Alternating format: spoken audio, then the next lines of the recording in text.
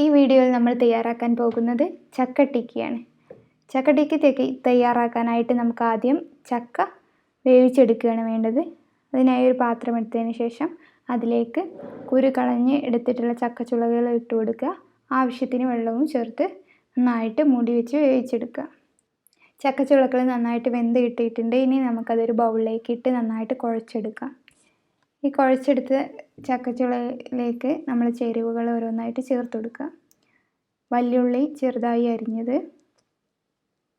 3 പച്ചമുളക്, മല്ലിയില, പുതിനയില, കറിവേപ്പില, ഇഞ്ചി ചെറിയ കഷ്ണങ്ങളാക്കിയത്, 1 ടീസ്പൂൺ മുളക് പൊടി, 1/2 ടീസ്പൂൺ മഞ്ഞൾപ്പൊടി, 1 ടീസ്പൂൺ മല്ലിപ്പൊടി, 4 ടീസ്പൂൺ അരിപ്പൊടി, നല്ല ജീരകം 1/2 ടീസ്പൂൺ.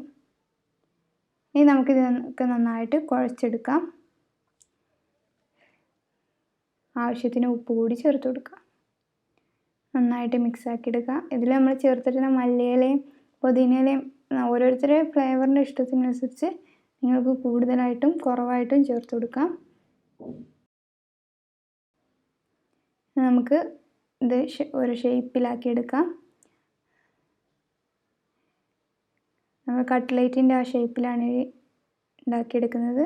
നമ്മൾ ഉരുളൻകിഴങ്ങ് ടിക്കിയൊക്കെ ഉണ്ടാക്കുന്നത് ആ ഒരു ഷേപ്പിലാണ്. അപ്പോൾ നമ്മുടെ ഷേപ്പ് റെഡി ആയിട്ടുണ്ട്. ഇനി നമുക്ക് ഇതും അങ്ങനെ തയ്യാറാക്കിയെടുക്കാം.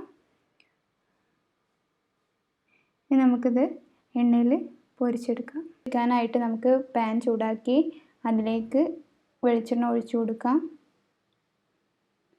ചൂടായിട്ടുള്ള വെളിച്ചെണ്ണയിലേക്ക് ഓരോന്നായിട്ട് നമുക്ക് ഇട്ട് കൊടുക്കാം.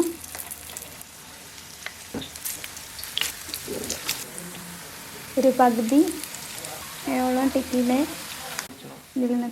മുങ്ങി നിൽക്കുന്ന രീതിയിൽ നമ്മൾ വെളിച്ചെണ്ണ ഒഴിച്ചു കൊടുക്കുക.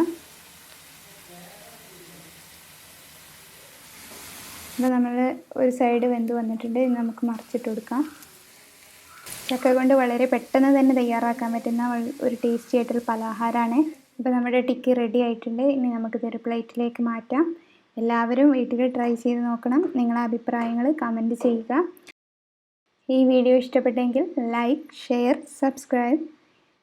മറ്റൊരു നല്ല റെസിപ്പിയായിട്ട് വീണ്ടും കാണാം.